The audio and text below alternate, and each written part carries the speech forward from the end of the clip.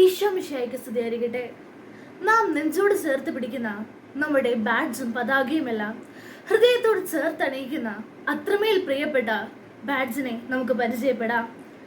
8 centimetre നീളവും 4 centimetre വീതിയുമുള്ള ചുവന്ന റിബണിന്റെ താഴത്തെ അങ്ങേയറ്റത്ത് മഞ്ഞ നിറത്തിലുള്ള 4 സെന്റിമീറ്റർ നീളമുള്ള തോരണങ്ങൾ ചേർന്നതാണ് ബാഡ്ജ്.